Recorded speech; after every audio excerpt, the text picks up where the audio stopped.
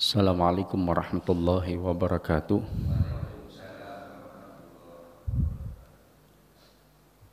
Alhamdulillah.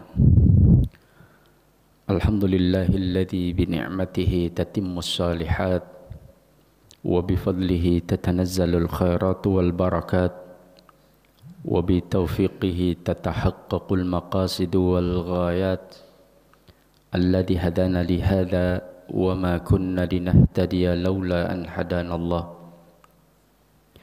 Asyhadu an la ilaha illallah wahdahu la syarika lah wa asyhadu anna Muhammadan abduhu wa rasuluh. Allahumma salli wa sallim wa barik ala sayyidina wa habibina wa uswatina wa qudwatina wa qurrati a'yunina Muhammadin sallallahu alaihi wasallam wa ala alihi wa ashabihi wa man sara ala nahjihi wa man jahada haqqa jihadih wa man tabi'ahum bi ihsanin ila yaumiddin. Ya ayyuhalladzina amanu taqullaha haqqa tuqatih wa la tamutunna illa wa antum muslimun. Ma'asyiral muslimin rahimani wa rahimakumullah. Alhamdulillah, pada kesempatan pagi hari ini Allah Tabaraka wa Ta'ala telah menghidupkan kembali diri kita setelah kematian kita sementara, yaitu tidur. Maka doa yang kita panjatkan kepada Allah, Alhamdulillahilladzi ahyana ba'dama amatana wa ilaihin nusyur. Maka kehidupan merupakan satu nikmat yang sangat besar, karena dengan kehidupan itu kita bisa menyelesaikan utang-utang kita sebelum dipanggil oleh Allah Tabaraka wa Ta'ala.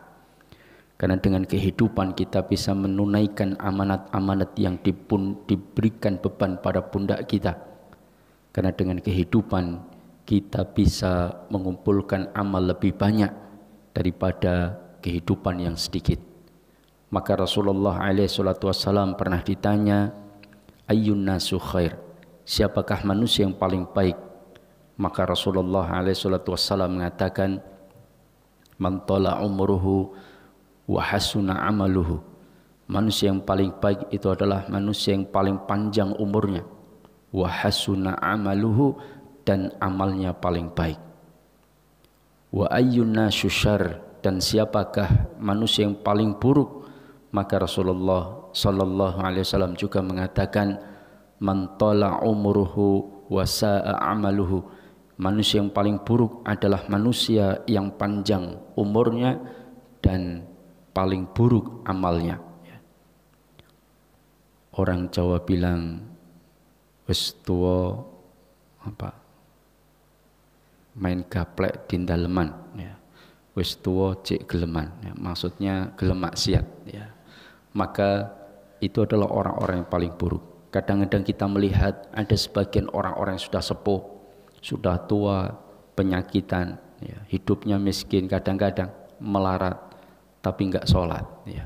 Kerjaannya enggak jelas, ya. Kehidupannya cuman ngopi, ngerokok, kongko-kongko, ya. Enggak pernah datang ke majelis ilmu, enggak pernah menegakkan sholat-sholat yang diperintahkan oleh Allah. Ini kadang-kadang melihat orang-orang seperti itu, maka ada rasa kasihan kepada mereka. Dan kita doakan mudah-mudahan Allah senantiasa memberikan hidayah kepada mereka, dan mereka di akhir hidupnya ditutup dengan husnul khatimah. Karena kita tidak tahu orang-orang, ya, yang mungkin barangkali buruk, ya, tetapi di akhir hidupnya mereka bertaubat, ya, kepada Allah Subhanahu wa Ta'ala. Maka oleh karena itulah, ya, Rasulullah mengingatkan kepada kita tentang akhir kehidupan dalam diri seseorang. Itu bisa buruk dan bisa baik, bisa su'ul khatimah dan bisa husnul khatimah. Dan salah satu cara untuk mendapatkan husnul khatimah adalah kita berjuang dengan sekuat tenaga kita untuk senantiasa istiqomah dengan amal soleh yang kita kerjakan. Kita datang pagi-pagi sebelum adzan bahkan, atau mungkin setelah adzan, berwudu dengan dinginnya malam hari, ya. Kemudian kita datang ke masjid melawan rasa kantuk. Kita berusaha keras untuk mendapatkan rahmat Allah Tabaraka wa Ta'ala, keridhaan Allah, agar kita memperjuangkan betul-betul tempat kita kelak di kehidupan yang abadi, yaitu Jannatun Naim. Masalah rizki kita tidak usah khawatir, karena rizki manusia itu sudah dijatah oleh Allah Tabaraka wa Ta'ala. Rasulullah sallallahu alaihi wasallam menyebutkan dalam riwayat Imam Ibnu Mas'ud bahwa di umur 120 hari Allah Tabaraka wa Ta'ala memerintahkan kepada malaikat untuk meniupkan ruh pada janin tersebut. Fayanfukhu fihi ruh wa yu'maru bi arba'i kalimatin. Allah perintahkan untuk menetapkan 4 perkara, salah satunya adalah rizkinya, wa ajalihi wa amalihi wa syaqiyyun aw sa'id. Maka rizki kita yang telah dijamin ini hendaknya kita tidak perlu begitu khawatir, karena Allah sudah menjatah rizki kita. Bagaimana kita menjemput rizki kita dengan cara yang benar, dengan cara yang diridhai oleh Allah Tabaraka wa Ta'ala. Tapi berapa banyak orang-orang yang mati-matian untuk mengkhawatirkan rizkinya, mengejar dari pagi hingga malam hingga pagi kembali untuk mendapatkan apa yang dia inginkan dari sesuatu yang sesungguhnya bersifat fana atau tidak abadi, tidak kekal, mudah rusak dan ditinggalkan. Kalaupun kita dapatnya kadang-kadang enggak banyak. Kalaupun banyak, kadang-kadang kita yang enggak lama hidup menikmati kekayaan tersebut. Maka oleh karena itulah seharusnya yang paling lebih kita khawatirkan adalah kehidupan akhirat kita. Jangan sampai kita termasuk orang-orang yang mengatakan, ya laitani qaddamtu li hayati. Duhai sekiranya dulu aku mempersiapkan kehidupanku yang sejati, yang sesungguhnya, yaitu ketika di dunia betul-betul mempersiapkan kehidupan yang terbaik setelah kematian-kematian mereka. Maka jamaah dimuliakan Allah, ini tentang bagaimana kita berusaha keras untuk mendapatkan surganya Allah Tabaraka wa Ta'ala. Dan salah satu cara untuk meraih surganya Allah dengan selamat, Rasulullah memberikan 4 perkara. Kata Rasulullah, afshus salam wa at'imut ta'am wa silul arham wa sallu bil laili wan nasi niyam tadkhulu jannata bisalam. Maka lakukan 4 perkara kata Rasulullah, maka engkau akan masuk surga dengan selamat. Apa 4 perkara itu? Afshus salam, tebarkan salam. Ucapkanlah salam kepada siapapun selama dia masih muslim, baik yang soleh maupun yang belum soleh, baik yang tatonan maupun yang tidak tatonan. Selama dia masih muslim, maka ucapkan salam kepada mereka. Salah satu tanda kiamat kata Rasulullah adalah kita hanya mengucapkan salam kepada orang-orang yang kita kenal saja. Pada sesama muslim kita ketemu di jalan, di toko, di warung, di masjid, bahkan di pengajian, kadang-kadang ketemu ya cuma senyum saja, enggak mengucapkan salam. Ya, maka ucapkan salam, assalamualaikum. Adalah Abdullah ibnu Umar ibnu Khattab radhiyallahu taala anhuma, itu senantiasa mendatangi kaum muslimin, senantiasa mendatangi kumpulan-kumpulan kaum muslimin untuk mendapatkan apa yang beliau inginkan, yaitu doa keselamatan dari orang-orang saleh, terutama atau secara umum kaum muslimin. Maka beliau sering datang ke pasar bukan untuk beli, tapi untuk mendapatkan salam. Beliau datang, assalamualaikum, maka diucapkan salam, waalaikumsalam warahmatullahi ya Abdullah. Maka beliau senang, ucapkan terus sama kepada orang-orang banyak. Karena kata beliau, bagaimana aku tidak senang aku mendapatkan doa dari kaum muslimin. Kita tidak tahu doa mana yang akan diterima oleh Allah Tabaraka wa Ta'ala. Maka ketika seorang sahabiah Ansar ketika mendapatkan tamu Rasulullah sallallahu alaihi wasallam dan kedua sahabatnya Umar dan Abu Bakar radhiyallahu taala anhuma, maka ketika Rasulullah mengucapkan salam, assalamualaikum warahmatullah, maka sahabiah yang ada dalam rumah tersebut diam saja, ya, tidak terdengar mengucapkan salam balik. Maka Rasulullah kemudian mengucapkan salam yang kedua, assalamualaikum, diam saja. Yang ketiga, assalamualaikum, maka dia pun mengucapkan waalaikumsalam warahmatullah. Maka ketika keluar, sampaikan kepada Rasulullah, ya Rasulullah, saya minta maaf, saya tidak mengucapkan salam di pertama. Kenapa? Karena saya ingin mendapatkan doamu 3 kali. Ya. Ketika engkau mengucapkan salam 3 kali, berarti engkau mendoakan diriku dan keluargaku sebanyak 3 kali. Itu yang aku inginkan. Maka beliau kemudian mengucapkan salam di salam yang ketiga, menjawabnya di salam yang ketiga. Entah pertama dan kedua dijawab tapi ringan atau tidak keras, tapi yang jelas beliau ingin mendapatkan 3 kali salam dari Rasulullah sallallahu alaihi wasallam. Yang kedua, wa at'imut ta'am, memberi makan fakir miskin. Ya, memberi makan fakir miskin.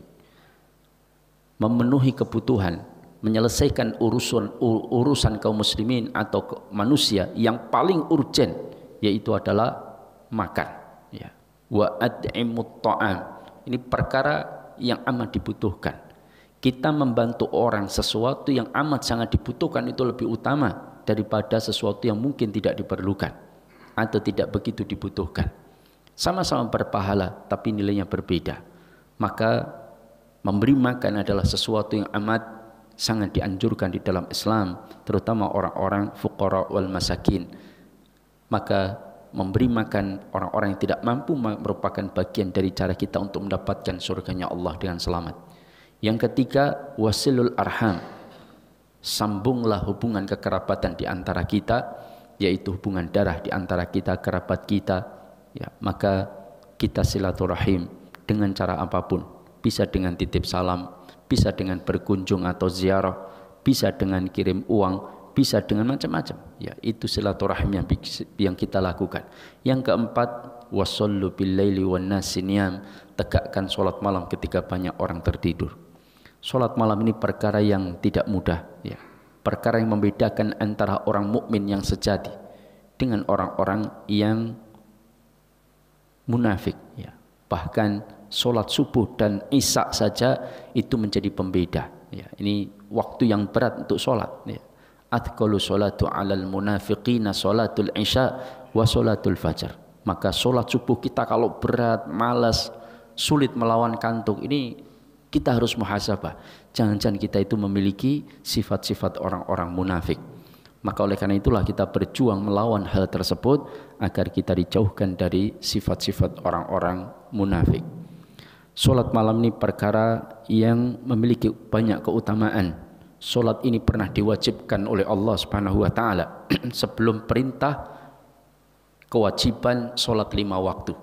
Allah telah memerintahkan dan mewajibkan kepada kaum muslimin, umat Islam, umat Rasulullah alaihi salatu wasalam untuk melaksanakan solat malam, ya, yang itu hukumnya wajib selama 1 tahun, kata Aisyah radhiyallahu taala anha. Baru kemudian ketika Isra Mi'raj, baru kemudian umat Islam diperintahkan sholat 5 waktu yang kemudian menghapus kewajiban sholat malam, diganti dengan sholat 5 waktu tersebut. Sama seperti nanti bulan Asyura pada tanggal 10, maka pada bulan Syura ini kita pada tanggal 10 kita diperintahkan untuk berpuasa pada tanggal 10 dan menambah pada tanggal 9 atau 11. Ini diperintahkan, dulu pernah diwajibkan oleh Allah sebelum datangnya kewajiban siam Ramadan. Tapi setelah datang puasa Ramadan, maka puasa Asyura itu menjadi sunnah atau mustahabah, dianjurkan saja, ya. Nah, ini tentang sholat malam. Dan sholat malam ini merupakan nasihat yang amat sangat diperintahkan oleh baginda Rasulullah sallallahu alaihi wasallam. Hanya saja ulama memang berselisih pendapat berapa jumlah rakaat sholat malam. Sebagian ulama menggunakan kaidah tariqatul jam'i bainal ahadits, dan sebagian ulama menggunakan kaidah tarjih, sehingga diambil 2 kesimpulan. Kesimpulan pertama dengan metode tarjih, bahwa hadis-hadis riwayat-riwayat yang paling kuat, yang paling menempati derajat paling tinggi, itu hadis-hadis yang menyebutkan tentang jumlah rakaat sholat malam Rasulullah. Itu tidak lebih dari 11 rakaat. Dan terkadang menambah 2 rakaat ringan pembuka yang kemudian menjadi 13 rakaat. Itulah sholat malam Rasulullah alaihi salatu wasallam, diriwayatkan banyak oleh Aisyah radhiyallahu taala anha dan beberapa sahabat yang lain. Ini dikuatkan oleh para ulama tentang metode tarjih dalam melihat berapa jumlah rakaat sholat malam. Tapi sebagian ulama menyebutkan dengan menggunakan kaidah tariqatul jam'i bainal ahadits, ternyata bahwa sholat malam itu muwassa'. Kata Syekh Ibnu Baz rahimahullah, sholat malam itu leluasa. Jumlahnya tidak diberikan batasan tertentu, tapi yang jelas sholat tahajudnya itu berjumlah genap dan sholat witirnya berjumlah ganjil. Sholat witir boleh dilakukan sebelum tidur jika khawatir tidak bisa bangun, dan boleh dilakukan di akhir. Tapi di akhir itu lebih utama daripada di depan sebelum tidur. Tapi kalau diakhirkan tapi nggak pernah bangun, maka lebih utama sebelum tidur, kan begitu. Karena sholat daripada nggak sholat witir sama sekali.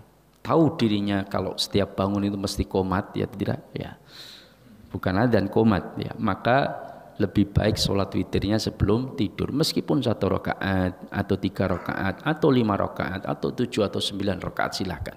Dan ini pendapat yang lebih rajih, dikuatkan oleh banyak para ulama, karena para sahabat khulafa'ur rasyidin itu melakukan sholat malam terutama tarawih itu lebih dari 11 atau 13 rakaat pada tarawih berjamaah di Masjid Nabawi, sebagaimana dilakukan oleh Umar ibn Khattab, Utsman ibn Affan. Jumlahnya lebih dari 13. Hanya saja penambahan jumlah rakaat itu sesuai dengan hadis bahwa Rasulullah mengatakan sholat malam itu mathna, dua-dua, tanpa ada batasan, silakan. Maka silakan untuk sholat dengan itu, atau yang ada yang berpendapat 4 juga tidak masalah. Yang penting jumlahnya genap dan ditutup dengan witir. Karena di zaman memang betul Rasulullah sholat malamnya tidak lebih dari 13 rakaat dengan 2 rakaat pembuka atau 11 rakaat sholat malam. Itu tidak lebih dari 11. Betul memang, tapi Rasulullah pun membolehkan dalam riwayat lain untuk memperbanyak jumlah rakaat. Rasulullah 11 tapi panjang dari awal malam sampai subuh, ya. Tetapi kita ini jumlah rakaatnya 11 tapi suratnya pendek-pendek, kan gitu, ya. Kalau di zaman Umar mungkin suratnya tidak sepanjang dibaca oleh Rasulullah, karena pendek maka tidak terlalu panjang seperti Rasulullah, maka ditambah jumlah rakaatnya. Karena kadang-kadang kalau 1 rakaat panjang itu tidak semua orang kuat untuk bisa melaksanakan itu. Ya, ada Abdullah bin Mas'ud, Ibnu Abbas pernah ikut bersama Rasulullah sholat malam, dan beliau mengatakan begitu luar biasanya Rasulullah sholat malam hingga 1 rakaat saja surah Al-Baqarah, bahkan lebih, ya, 1 rakaat surah Al-Baqarah, ya. Kita ini 1 rakaat Al-Ikhlas, rakaat kedua An-Nas, ya. Jumlahnya 11, ya tidak apa-apa, ya, daripada enggak sholat malam. Yang lebih parah 23 rakaat tapi dilakukan dalam waktu 7 menit. Nah, ini lebih parah lagi, ya. Cari banyak tapi bermasalah dari sisi tumak ninahnya. Jamaah yang dimuliakan Allah, tadi saya ngobrol sebentar dengan beliau, Syekh Umar, ya. Tapi bukan Syekh Panji, ya. Saya terakhir bicara masalah apa, ya. Wah, nggak nyatat, Ustadz lupa, ya. Apa yang belum pernah saya sampaikan di sini? Masalah faraid, warisan. Oh ya sudah. Kalau belum pernah saya singgung sebentar, ya. Jamaah yang dimuliakan Allah, salah satu perkara yang dinasihatkan oleh Abdullah bin Umar bin Khattab, intinya dari 4 nasihat yang beliau sampaikan kepada sahabat-sahabat, kepada murid-muridnya, yaitu jangan meninggal dan menghadap Allah dalam kondisi kita punya urusan dengan manusia yang belum selesai, ya. Intinya itu. Kenapa? Karena kata para ulama juga menyebutkan bahwa dosa kita kepada Allah, 1000 dosa kita kepada Allah, zina, mampir neng buri RRI misalkan, ya. Kemudian bukan siaran, ya. Kemudian mabuk, meninggalkan sholat, pernah berbuat syirik dan sebagainya. Selama kita itu taubat dengan taubatan nasuha, pasti Allah ampuni dengan taubat nasuha, ya. Tapi kalau dosa kita kepada makhluk, mau tobat 1000 kali sekalipun tidak akan sempurna dan selesai, kecuali kita harus meminta kerelaan, keridhaan dari orang yang kita zalimi, dari orang yang kita ambil haknya. Dan salah satu yang paling banyak kita tanpa sadar atau sadar urusan dengan makhluk manusia itu adalah mengambil harta hak orang lain, terutama dalam masalah mawaris atau warisan, Kadang tidak sadar, kadang sadar. Ya. Ada pula ketika kita sampaikan ilmu mawaris, ada beberapa ibu-ibu datang, Ustadz, kalau begitu saya selama ini mengambil haknya paman-paman kami, Ustadz. Lah kenapa? Ya kami cuman dalam keluarga cuman 3 orang anak. Bapak ibu kami meninggal dan kami waris hartanya dibagi rata karena 3 anak semua perempuan. Berarti selama ini kami mengambil harta hak paman-paman kami? Iya. Karena sesungguhnya anak perempuan yang tidak memiliki, yang meninggal tidak memiliki anak laki-laki, yang ada hanya anak perempuan, maka harta tidak bisa habis oleh mereka. Sisa harta tidak bisa habis. Kalau ada suami meninggalkan istri dan 3 anak perempuan, maka istri mendapatkan 1/8, maka sisanya 7/8 diambil 2/3. Dari 2/3 itu dibagi rata 3 anak perempuan. Dan 1/3 lari ke saudara dari suami yang meninggal tadi, dari laki-laki yang meninggal tersebut. Berarti kami selama ini mengambil? Iya. Kami enggak tahu, Ustaz. Maka karena tahu, maka datangi mereka semua, minta kerelaan. Ya kalau jenengan bisa hitung harta tersebut, maka berikan harta itu kepada mereka. Tapi sudah habis, Ustaz. Kalau habis ya minta kerelaan dan selesaikan urusan dengan mereka. Seharusnya jenengan punya hak sekian persen dari harta yang kami terima, maka gimana? Saya akan kembalikan tapi minta waktu. Kalau mereka mengatakan sudah Mbak, buat jenengan saja, selesai masalah. Tapi kalau tidak, mereka meminta, maka wajib kita mengembalikan dan kita berhutang. Dan minta direlakan atas kedoliman yang tanpa kita ketahui selama ini. Makanya kata para ulama, sebagaimana sabda Rasulullah, man salaka tariqan yaltamisu fihi ilman sahalallahu lahu bihi tariqan ilal jannah. Orang kalau mau ngaji itu maka jalan menuju surganya lebih mudah, karena dia tahu urusan-urusan yang seharusnya ditetapkan dan ditentukan berdasarkan syariat.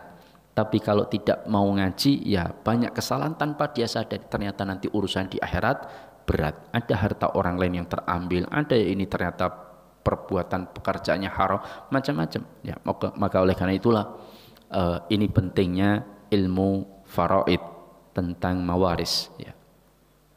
Begitu pula ada kasus di mana ada orang yang kemudian membagi harta atau membahas warisan setelah jauh ya, sekian tahun baru kemudian dibagi. Ketika mau diselesaikan urusan warisan, datanya sudah hilang, datanya tidak lengkap. Ustadz, bapak ibu saya sudah meninggal. Tahun berapa meninggal? Bapak 2007, ibu 2011. Terus kemudian datang ke saya untuk bagi warisan. Iya Ustadz, ini semua hadir, semua anak-anaknya. Ada 5 orang, 2 laki-laki, 3 perempuan. Kalau begitu saya mau bertanya, Bapak jenengan meninggal tahun berapa tadi? 2007. Ketika meninggal Bapak jenengan, apa harta warisannya? Harta Bapak Ibu ada percetakan Ustadz yang sampai hari ini berjalan. Ada rumah, ada mobil, ada sawah, dan ada beberapa rumah yang lain. Maka saya bertanya, saat bapakmu meninggal, adakah bapak ibunya bapakmu masih hidup? Lalu 5 orang pikir-pikir, oh ada Ustadz, nenek kami, ibunya bapak masih hidup ya, tapi sudah meninggal sekarang Ustadz. Wong dia meninggalnya 6 bulan selisih setelah bapak. Jadi bapak meninggal baru 6 bulan kemudian meninggal. Maka kita sampaikan, kalau begitu nenek jenengan dapat jatah warisan. Loh tapi sudah meninggal Ustadz, tapi kan dia masih hidup ketika bapakmu meninggal. Berarti dapat Ustadz? Dapat. Tapi kalau sudah meninggal, ya diwariskan ke ahli warisnya, yaitu saudara-saudara bapakmu yang masih hidup ketika nenekmu meninggal. Terus saya tanya lagi, selama ini hasil percetakan yang jenengan kelola, itu hasilnya diambil siapa? Nenekmu dapat?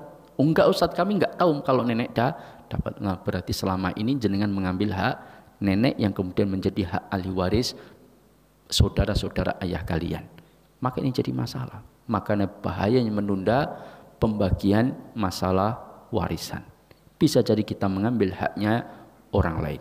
Nah, jamaah dimuliakan Allah, sedikit saya urutkan sedikit tentang masalah mawaris ini ya, supaya paling tidak menjadi gambaran saja. Kalau langsung hafal, langsung paham kayaknya juga berat ya. Ilmu ini termasuk ilmu yang berat ya.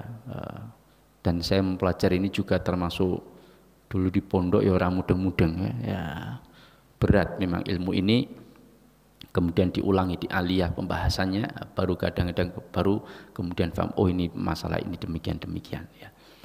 Nah, maka jamaah dimuliakan Allah, tentang waris ini ilmu yang bertujuan untuk menyampaikan harta kepada orang yang berhak. Maka tanpa ilmu ini bisa jadi ada orang yang berhak tapi terhalangi untuk mendapatkan warisan. Makanya warisan yang tidak dibagi dengan mawaris, dengan ilmu faraid, maka bisa jadi ada orang yang seharusnya dapat tapi kemudian dia tidak menjadi dapat harta warisan. Berarti keluarga tersebut telah mengambil haknya orang lain. Yang kedua, dalam masalah pentingnya mawaris ada tahapan yang harus diperhatikan. Pertama, dalam mawaris atau faraid, yaitu ketika seseorang meninggal ya, maka yang dilakukan pertama kali adalah dengan merinci harta yang dimiliki oleh orang yang meninggal. Kalau yang meninggal seorang ayah, maka kita bisa bertanya kepada istrinya, yaitu ibu kita, harta bapak yang mana saja. Kalau membahas setelah ibu meninggal, wassalam, maka tidak akan diketahui dengan pasti di mana saja harta bapak dan mana saja harta ibu.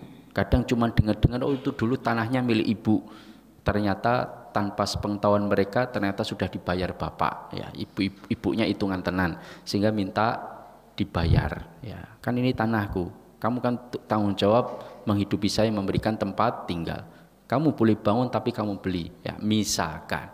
Kalau ada seperti itu istri kadang-kadang ya silakan, maka kita akan kehilangan data. Maka mitigasi dulu harta yang meninggal. Yang kedua, mitigasi tentang kewajiban-kewajiban yang meninggal.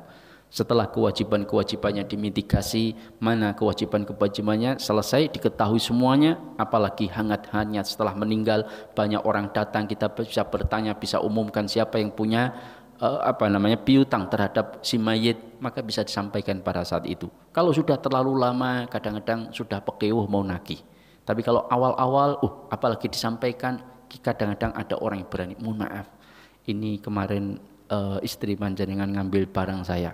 Sama seperti istri saya meninggal, saya umumkan, saya sampaikan di grup-grup istri saya, kadang istri saya kan jualan online, maka saya kumpulkan. Saya tidak mau diikhlaskan, direlakan tanpa ngomong ke saya tidak mau ya. Saya ingin lebih sempurna, maka disampaikan kepada saya. Perkara jenengan merelakan nggak mau dibayar itu urusan nanti, yang penting datang dulu, saya ingin bayar. Kalau perkara nggak mau dibayar tapi diikhlaskannya, direlakannya di depan saya, maka alhamdulillah datang 2 orang. Ustadz, sebelum meninggal seminggu beliau ambil tas untuk dijualkan, beliau ambil ini, tapi kami relakan Ustadz, nggak usah dibayar, sudah selesai masalah ya. Ini tapi kalau sudah terlalu lama, bahasnya 5 tahun kemudian baru disampaikan, orang mau nagih, wah nggak percaya, sudah terlalu lama, sudah dia kemudian nggak nggagas. Padahal urusan nggak nggagas itu urusannya di akhirat, karena belum direlakan ya. Maka jamaah dimuliakan Allah, ini tentang perkara kewajiban-kewajiban. Baru yang ketiga, inilah yang paling penting dan paling pokok, yang paling minimalis, yaitu apa? Menetapkan siapa ahli waris yang mewarisi dan berapa bagian masing-masing. Itulah yang seharusnya ditempuh sesegera mungkin supaya kita tidak kehilangan data. Perkara yang keempat tahapan, yaitu menjual harta warisan atau membagi harta warisan, itu kesepakatan di antara mereka. Mau rumahnya ibu masih hidup, biar dipakai ibu dulu sampai wafat, tidak ada masalah. Tapi jelas siapa yang pemilik rumah ini dan disepakati oleh seluruhnya. Kalau ternyata dibahas, ternyata ada paman yang mendapatkan bagian rumah itu, harus diminta kerelaan mereka untuk ditempati ibu dulu sampai wafat. Kalau mereka rela nggak ada masalah. Maka kalau mereka menuntut ya harus ditunaikan hak mereka. Dan maka jamaah dimuliakan Allah, ini tentang tahapan-tahapan. Kemudian yang kedua, rukun tentang mawaris atau warisan. Ada 3 rukun yang harus dipenuhi. Tidak ada salah satu maka warisan tidak bisa dibagi. Mawaris tidak bisa dijalankan. Apa yang pertama? Muwarith. Ya. Muwarith adalah orang yang meninggal. Orang yang meninggal ini harus ditetapkan baik secara hakiki maupun secara hukmi. Meninggal secara hakiki itu berarti diketahui jasadnya. Jasadnya tidak bergerak, jasadnya tidak bernafas, jasadnya berhenti detak jantungnya dan dinyatakan meninggal, sudah selesai. Itu meninggal secara hakiki. Ada pula yang meninggal secara hukmi, dianggap meninggal secara hukum. Contohnya dia izin kepada istrinya untuk mancing di waduk cengklik misalkan, ya. Ternyata 2 tahun nggak pulang-pulang, ya. Lalu dicek di sana, ditanyakan tentang si fulan, wah mas, di daerah yang sebelah sini itu banyak buayanya misalkan, ya. Nah dia sudah diberitahu kemarin beberapa waktu yang lalu itu ada orang mancing di sini dekat-dekat di bawah. Sudah kita sampaikan di situ ada buaya mas yang kadang-kadang lapar nongol ke atas. Lah maka ditanya, diinformasikan, diumumkan, ternyata sekian tahun tidak ada kabar, maka hakim qadhi bisa menetapkan dia dianggap telah meninggal dan secara hukum itu kemudian hartanya diwaris, dipulihkan.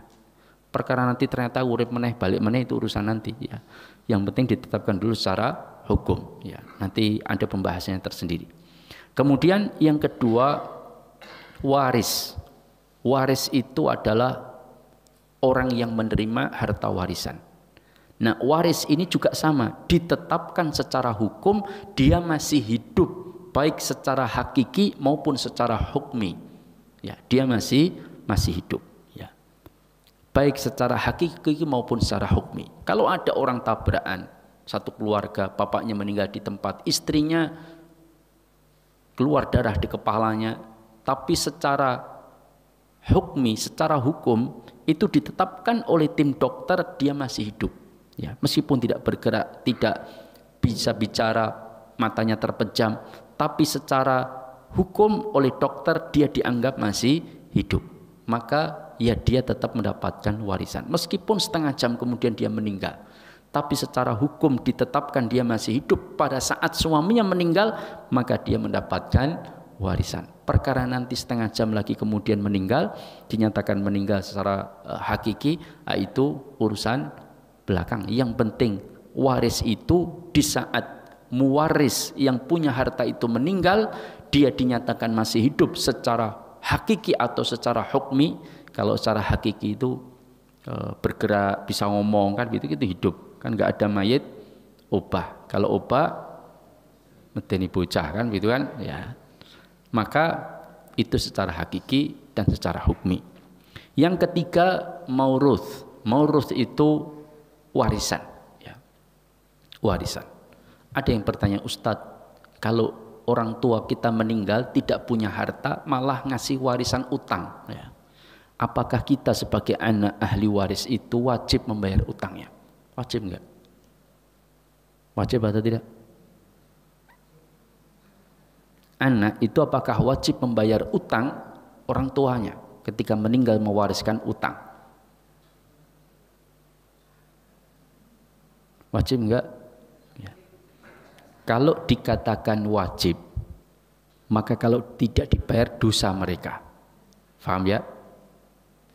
Tanpa merinci keadaan mereka, maka yang tepat adalah tidak wajib. Sebab kalau wajib ternyata dia tidak punya kemampuan bayar, mereka berdosa, ya. Kan begitu. Tapi kata para ulama, kewajiban anak itu birrul walidain, ya.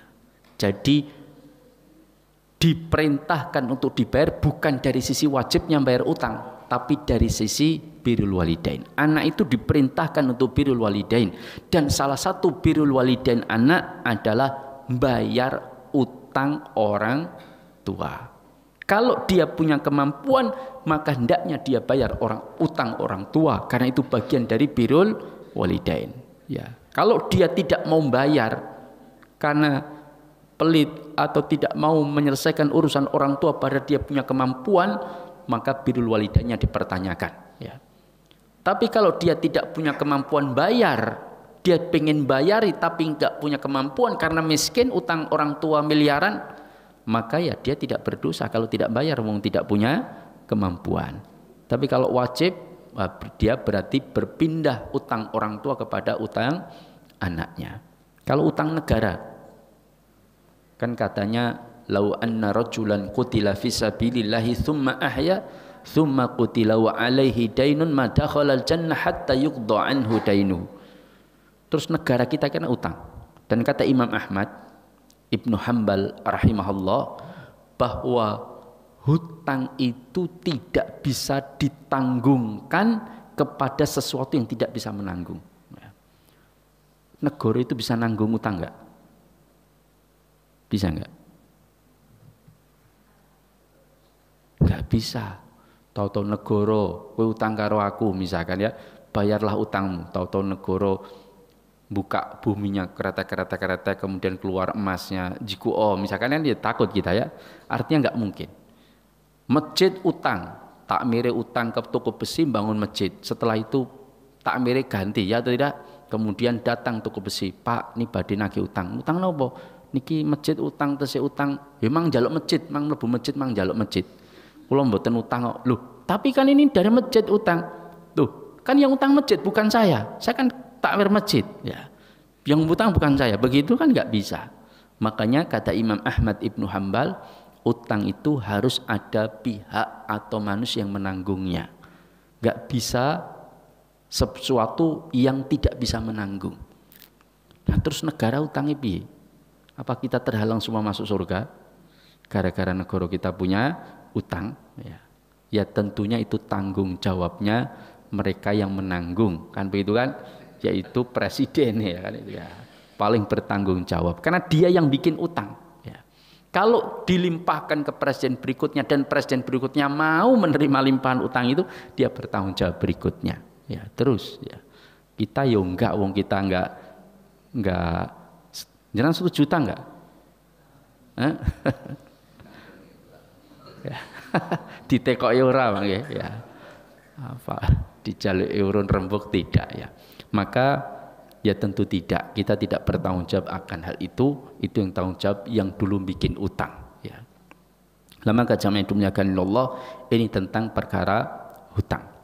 Maka kalau tidak ada 3 unsur ini maka nggak bisa diwaris. Saya pernah dipanggil oleh sebuah keluarga, Ustadz kita mau bagi waris, tolong jenengan sebagai saksi dan ngasih saran apakah sudah benar atau tidak. Oh iya, ya sudah dikumpulkan semua, sudah kumpul. Kemudian ini yang mau dibagi hartanya siapa? Bapak Ibu Ustadz, menika Bapak Ibu sampun rawuh. Loh, ini hartanya siapa? Bapak Ibu. Lah ini yang mau dibagi siapa yang meninggal? Mboten enten Ustadz. Lah, terus kenapa bikin waris, bagi waris? Lah ini supaya tidak terjadi perselisihan, biar hartanya dibagi waris sekalian sekarang. Jadi Bapak Ibu jenengan masih hidup? Iya.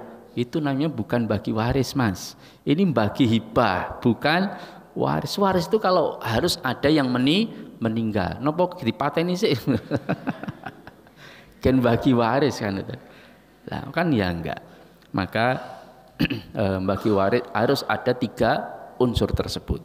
Saya pernah bagi waris di sebuah keluarga, seorang janda dia minta saya untuk membahas masalah warisan yang ditinggalkan. Ustadz, ini suami saya sudah meninggal beberapa tahun, saya ingin diminta oleh bapak saya untuk segera membagi warisan. Oh ya, siapa ahli warisnya, sekian-sekian disebutkan. Ketika bapaknya suami jenengan meninggal, apa bapak ibunya masih hidup? Kalau belum tidak hidup, kakek neneknya bapak ibu jenengan masih hidup? Oh enggak ada semua, tinggal istri dan anak. Ya sudah selesai, kita bagikan. Jenengan sudah hitung harta suami? Sudah Ustadz. Oh sudah. Berapa nilai totalnya semuanya? Sudah 50% dari harta yang ada. Duh, kok bisa 50% gimana? Lah 50% yang kami miliki ini berdua. Loh, oh berarti ini semua usaha warung, usaha bisnis yang ada, rumah, mobil itu dulu memang milik berdua. Kalau milik enggak Ustaz, itu milik saya semua. Lah terus suami mana ya hartanya? Kalau suami enggak punya harta Ustaz sebetulnya. Lah dia enggak punya usaha kayak jenengan. Dulu punya tapi bangkrut Ustadz, sudah habis-habisan. Kemudian berarti ini semua milik jenengan? Iya. Lah suami hartanya mobil atau apa yang berharga nggak punya Ustadz. Oh gelondongan. Ya sudah nggak usah bagi warisan. Nah kalau tadi bisa muncul 50%, ya maksud saya ingin membagi harta saya itu 50% untuk suami agar saya berikan ke suami, kemudian baru dibagi waris. Nggak usah diberikan. Itu harta jenengan nggak usah diwaris. Dan maka nggak perlu bagi waris. Tapi saya pengen ngasih suami Ustaz. Lah suaminya sudah meninggal dikasih bagaimana? Kalau pengen ngasih suami, sedekahkan atas nama suami. Selesai. Nggak usah bagi waris. Monggo jenengan setengah hartanya diberikan sedekahkan ke masjid mana silakan. Atau ke pondok mana atas nama suami dan jenengan misalkan. Itu namanya memberikan kepada suami. Ya. Kalau diberikan ke suami terus diambil lagi dari harta tersebut dibagi waris. Itu ya bukan memberi suami ya, karena suami sudah meninggal. Ini tentang rukunnya. Kemudian setelah itu sebab-sebab mendapatkan warisan ya. Orang mendapatkan warisan itu dengan 3 sebab yang disepakati dan 4 sebab yang tidak disepakati ya. 3 sebab yang disepakati itu yang pertama adalah pernikahan. Pernikahan itu sebab seseorang mendapatkan warisan. Kalau istrinya sudah dicerai, ya tidak dapat kecuali meninggalnya pada masa iddah. Jadi kalau ada istri dicerai suaminya, kemudian dia meninggal seminggu kemudian, berarti masih masa iddah. Maka statusnya sebenarnya belum cerai sempurna secara pernikahan. Jadi masih ada ikatan. Makanya istri ketika dicerai oleh suaminya baru seminggu, karena dia ingin menikahi janda sebelah yang sudah masa iddahnya berakhir, misalkan ya. Lalu kemudian ketika sudah kadung ditalak istrinya, karena kemudian menikahi janda sebelah, di aku wis duda saiki, saya ingin menikahi kamu. Ternyata ditolak mentah-mentah di sana. Terus balik lagi ya. Teklek kecemplung kalen daripada golek pilih balen. Maka ketika balik ke istri yang sudah ditalak, bolehkah istri menolak? Boleh atau tidak? Enggak boleh. Ketika dalam masa iddah. Makanya istri yang ditalak itu masih dalam masa iddah, itu enggak perlu menunggu persetujuan istri. Aku pengen balik, dia wajib balik. Ya, paham? Tapi kalau masa iddah berakhir, dia pengen balik, nah istri boleh menolak. Tidak ada maaf bagimu misalkan ya, pintu sudah tertutup rapat. Ada duda kaya raya yang sudah melamar saya. Lah sudah selesai, ditolak enggak masalah ya. Ya. Nah, tapi kalau masih masa iddah enggak boleh. Kok penak men Ustaz, ada yang protes ibu-ibu. Lah memang ini aturan Allah, kita harus terima. Tapi suami saya mohon maaf berselingkuh, begini semasa saya harus terima lagi? Dia juga yang menceraikan saya. Pada dia yang salah, saya ketahui ternyata dapat kabar jelas ada saksinya, ada yang melihat, itu sering mampir ke belakang RRI misalkan ya. Maka dia tetap tidak boleh menolak rujuknya suami. Tapi dia punya hak untuk mengajukan khulu, gugatan cerai itu boleh. Paham? Jadi tidak mau bersama lagi itu bukan dengan menolak rujuk, karena rujuk tidak bisa ditolak ketika masih dalam masa iddah. Tapi dia bisa menggugat cerai suaminya dengan alasan yang syar'i, mukuli misalkan, kemudian tidak memberikan nafkah lahir dan batin, atau berzina misalkan suami diketahui, itu alasan-alasan yang bisa dijadikan dasar untuk menggugat cerai suaminya. Jadi bukan dengan menolak rujuk, tapi dengan menggugat. Nah itu dibolehkan. Jadi tenang ibu-ibu ya. Lama kacamata Allah ini tentang masalah pernikahan. Jadi sebab dia mendapatkan warisan dengan pernikahan. Bahkan para ulama mengatakan kalau seorang suami itu menceraikan istri ketika dia sakit berat, di mana dia khawatir dirinya akan mati, lalu menceraikan istrinya itu sebab agar dia tidak mendapatkan warisan, maka setelah meninggal meskipun masa iddah berakhir malah dia dapat warisan. Karena tujuan menceraikannya itu adalah menghindarkan istri untuk dapat warisan. Kecuali menurut pendapat sebagian ulama dia sudah menikah lagi. Makanya kalau sudah dicerai oleh suaminya dengan tujuan supaya tidak mendapatkan warisan, jangan menikah lagi, tunggu sampai mantan suami mati. Ya, nanti dia dapat jatah warisan. Ya. Kalau mati, yang ternyata nunggu-nunggu malah mati dhisik ya wassalam. Ya. Ya, ini pernikahan. Yang kedua karena keturunan. Keturunan ini ada 3. Pertama usul itu sumber, ya, jalur ke atas, bapak, ibu, kakek, nenek, mbah buyut sampai tebok bosok, ya. Kemudian furu itu jalur ke bawah, anak, cucu, cicit itu jalur ke bawah. Kemudian hawashi itu jalur ke samping, yaitu saudara-saudara, itu namanya hawashi. Nah itulah sebab dia mendapatkan warisan. Seperti seorang meninggal tidak punya anak, tidak punya ayah ibu, tapi punya saudara, maka saudara hawashinya itu mendapatkan warisan, ya. Kemudian sebab yang lain wala itu perwalian. Jika saya membebaskan budak, lalu budak itu merdeka, saya bebaskan, ternyata dia kaya raya kemudian meninggal, maka saya bisa mendapatkan harta warisannya ketika dia tidak memiliki ahli waris, ya. Maka saya bisa mendapatkan harta yang dia tinggalkan. Itu namanya perwalian. Nah, ulama sepakat 3 ini yang mendapatkan warisan, ya.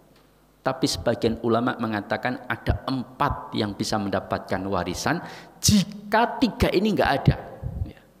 Sebagian ulama mengatakan jika 3 sebab ini, pernikahan, keturunan, perwalian, itu nggak ada, maka langsung hartanya masuk ke baitul mal. Ini pendapat jumhur ulama, ya. Tapi pendapat sebagian ulama seperti Syekhul Islam, dia berpendapat bahwa bisa 4 perkara ini diajukan untuk dia bisa mendapatkan warisan ketika 3 sebab pertama tadi nggak ada sama sekali. Dia anak buangan, nggak tahu jelas orang tuanya, nggak punya anak menjomblo sejati, kemudian nggak punya budak yang pernah dimerdekakan, kemudian meninggal, maka hartanya menurut jumhur ulama masuk ke baitul mal. Tapi sebagian ulama minoritas berpendapat 4 bisa diusulkan. Pertama muwalah, ya, hubungan perbudakan. Yang kedua muaqadah. Muaqadah itu ada perjanjian akad. Mas, kue sugih to, aku ya sugih. Kue ra ndek bojo, aku ra ndek bojo. Kita kan ikut paguyuban jomblo sejati, ya. Jenengan tidak punya asal usul, saya juga nggak punya asal usul. Kalau kita nanti mati, harta kita nggak ada yang mewarisi, maka akan masuk ke baitul mal. Sudah, kita bikin perjanjian. Kalau saya mati dhisik, hartaku PN. Kalau kamu mati dhisik, hartamu jadi milik saya. Maka itu namanya muaqadah, hubungan perjanjian. Ini sebagian ulama membolehkan, sebagian minoritas, tidak disepakati jumhur ulama. Yang ketiga iltiqat. Iltiqat itu anak pungut, ya. Ketika dia tidak memiliki ahli waris 3 sebab tadi, maka anak pungut bisa mendapatkan warisan. Yang keempat wasilah masuk Islamnya seseorang. Dia mendakwai non muslim masuk Islam, kaya raya, kemudian ternyata keluarganya non muslim semuanya, berarti nggak dapat warisan. Warisannya bisa jatuh ke tangan dia. Makanya cari non muslim yang kaya raya, ya. Ini menurut pendapat sebagian ulama kecil, ya, tapi mayoritas hanya 3 sebab dia mendapatkan warisan. Sekarang penghalang terakhir, ya, mau jam 6. Penghalang dia mendapatkan warisan. Ini panjang sebetulnya, nanti ada 10 laki-laki yang mendapatkan warisan, 7 perempuan yang mendapatkan warisan, kemudian penghalang macam-macam banyak, ya. Kemudian ashabul furud, kemudian asoba dan sebagainya. Tapi ini bab yang cukup panjang, tetapi saya menyampaikan garis besarnya saja di permukaan dan di awal pengantar. Penghalang-penghalang seorang mendapatkan warisan ada 3, ya. Apa penghalang-penghalang seorang mendapatkan warisan? Disebutkan oleh para ulama, yaitu budak, ya. Budak hamba sahaya tidak mendapatkan warisan. Yang kedua qatil, pembunuh muwaris, dia juga tidak mendapatkan warisan. Yang ketiga apa? Penghalang mendapatkan warisan apa? Ikhtilafuddin, berbeda agama, maka dia tidak mendapatkan warisan. Cuman oleh para ulama dirinci dari 3 ini menjadi beberapa yang lebih terperinci. Pertama kata para ulama berkaitan dengan budak. Budak ini ada yang disebut dengan mudabbar. Mudabbar itu budak yang merdeka karena kematian tuannya. Dia tidak mendapatkan warisan, ya. budak seperti ini tidak mendapatkan warisan. Yang kedua, budak secara umum, baik laki-laki maupun perempuan, dia tidak mendapatkan warisan. Atau yang ketiga, ummul walad, budak yang digauli oleh tuannya, kan boleh ya, tuannya menggauli budak perempuannya dibolehkan. Setuju Pak? Setuju. Ya. Cuman golek budak di Indonesia renek Pak ya. Nah, budak ini boleh digauli. Ketika dia digauli lalu punya anak, maka budak ini disebut dengan ummul walad. Anaknya merdeka, dia ikut nasab bapaknya dan dia anak dapat waris, tapi ibunya budak tadi nggak dapat warisan. Ini namanya ummul walad. Kemudian yang keempat, budak yang disebut dengan mukhatab, budak yang memerdekakan dirinya sendiri, itu juga tidak mendapatkan warisan jika tuannya mati tidak punya ahli waris. Ya. Ini 4 dirinci dari satu jenis yang bernama budak. Itu dirinci oleh para ulama sebagian. Kemudian yang kedua, qatil, pembunuh. Yang kelima, ya qatil, pembunuh. Dan yang keenam, ikhtilafuddin, ini dibagi menjadi 2, berbeda agama. Pertama, dia murtad. Yang kedua, memang beda agama. Ya. Kalau murtad itu berarti tadinya muslim kemudian murtad. Nah, kalau beda agama memang sejak awal beda agama. Ini tidak mendapatkan warisan. Ulama khilaf. Bagaimana jika murtadnya itu sebelum pembagian warisan, tapi ketika bapaknya meninggal dia masih muslim, apakah dia mendapatkan warisan? Ini khilaf di kalangan para ulama. Atau ketika bapaknya meninggal dia non muslim, tapi ketika seminggu setelah meninggal dia masuk Islam, bagi waris 2 minggu kemudian. Nah, apakah dia masuk Islam itu sudah boleh mendapatkan warisan? Ini juga khilaf di kalangan para ulama dalam masalah tersebut. Wallahu ta'ala alam. Pas jam 6 ya. Ada pertanyaan? Tidak ada Ustaz, alhamdulillah ya. Ada Ibu? Monggo silahkan. Kenapa? Janin, calon bayi. Dapat enggak janin? Ya. Bismillah.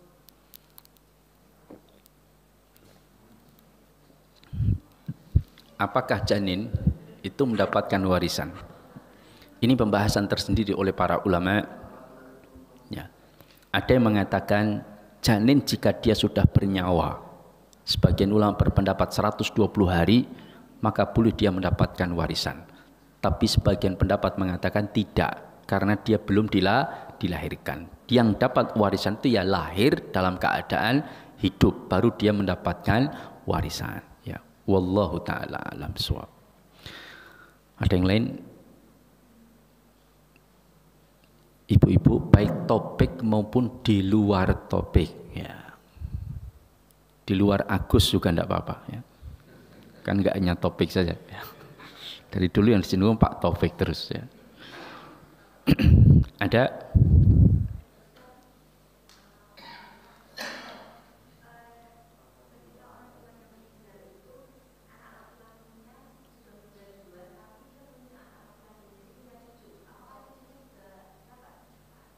Ya. Lah anaknya ada berapa? Ada 5.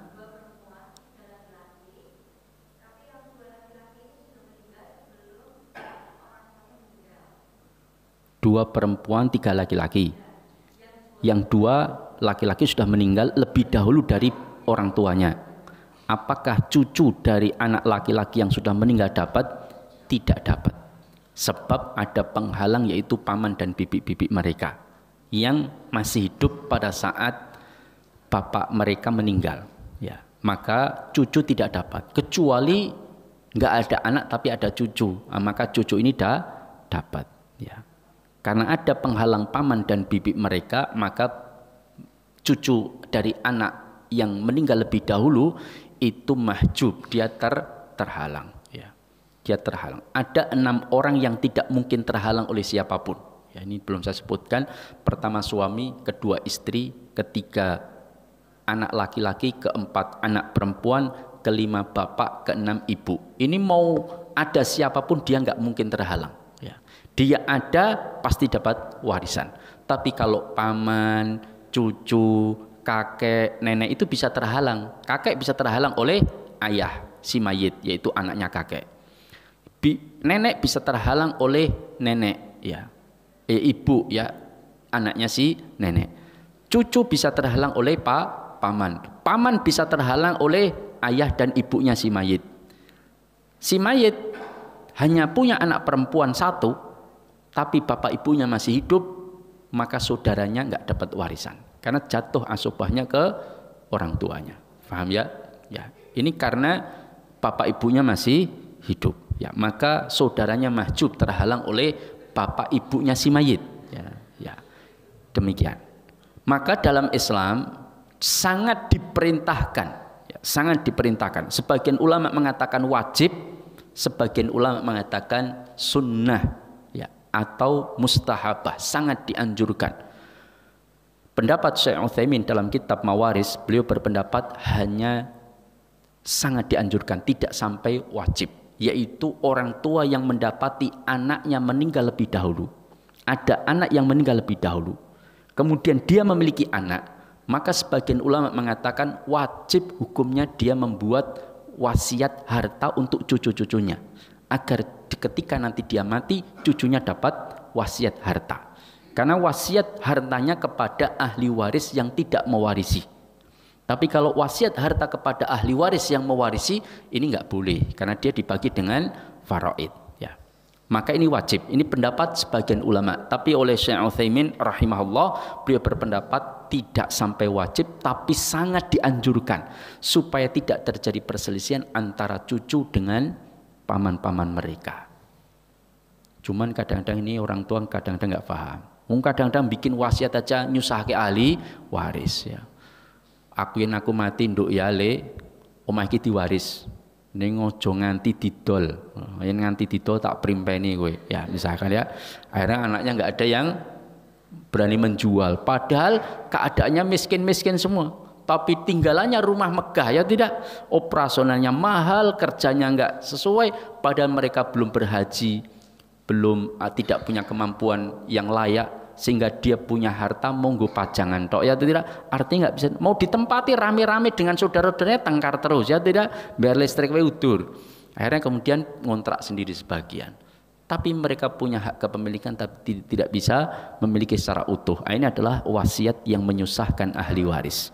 Kata para ulama boleh dilanggar, tapi kalau mau melakukan dengan mewakafkan untuk keluarga khusus, boleh-boleh saja. Kalau mampu, ning biasanya bapak karo anake sugih, bapak biasane lo ya, biasane. Meskipun ya tidak biasa yang banyak juga. Kalau seorang ayah meninggalkan satu rumah. Iya. Tapi rumah ini sudah menjadi jaminan ke Bang. Iya. Terus ada juga pinjaman dia ke beberapa orang. Iya. Rumah yang dijaminkan tadi, iya, akhirnya ditebus oleh salah satu anaknya, dilunasi oleh saudaranya. Iya.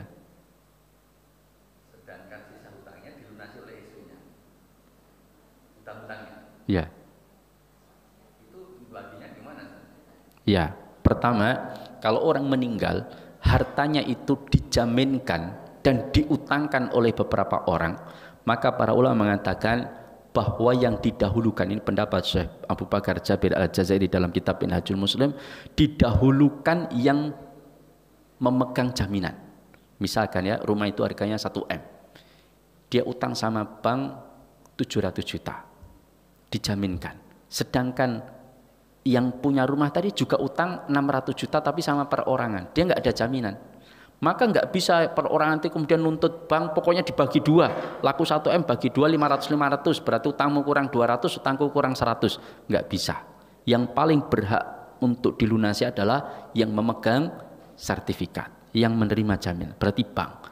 Jadi nanti dijual 1M, dilunasi dulu 700, sisanya 300 baru kasihkan yang utang yang lain tanpa jaminan. Itu urutannya. Tapi kalau dia mau berbaik hati wis bagi loro, wis rapopo 500 aku kurang 200, kowe 500 aku 500, ya boleh-boleh saja.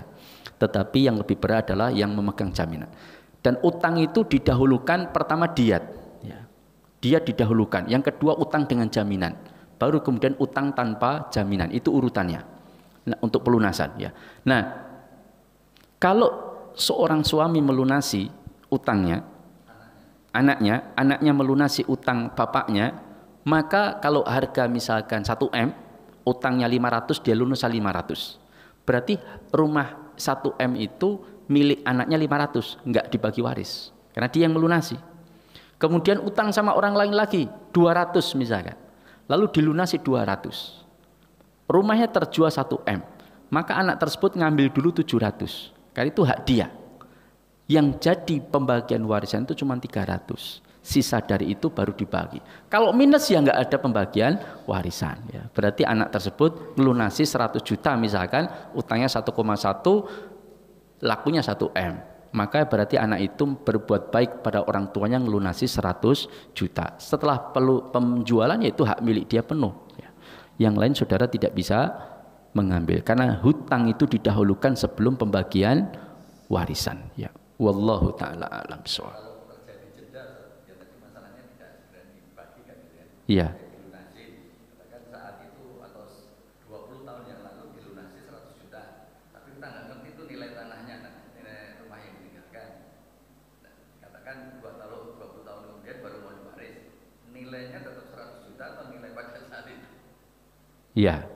Ketika dia itu sudah diakadkan, pokoknya tak lunasi, nilai saat itu berapa, kemudian dibagi secara porsi, maka dinilai pada saat itu. Ya. Kalau disepakati demikian. Tapi kalau dia hanya sekedar bayari dulu, ngutangi dulu saudara-saudaranya, di mana dilunasi dulu utang bapaknya, baginya 20 tahun kemudian, itu hanya sebatas utang. Ya. Maka dinilai ya cuma 100 juta.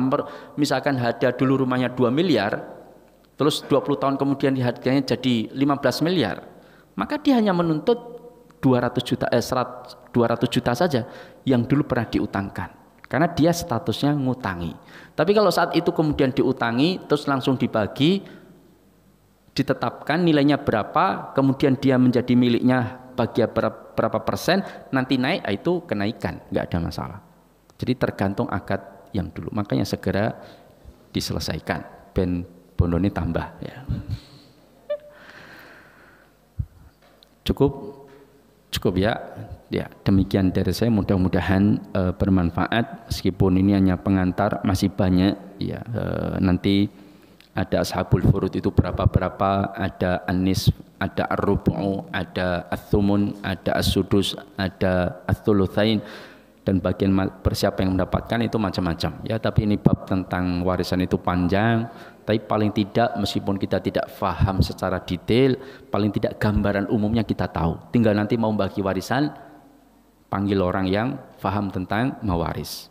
Tapi paling tidak langkah kita sebagai orang tua, sebagai anak itu faham. Oh, kalau menunda begini akibatnya, oh kalau begini itu faham. Sehingga kita tidak salah di dalam melaksanakan pembagian warisan. Aku qauli hadza wa astaghfirullah li wa lakum innahu huwal ghafurur rahim. Subhanakallahumma wa bihamdika asyhadu an la ilaha illa anta astaghfiruka wa atubu ilaik. Assalamualaikum warahmatullahi wabarakatuh.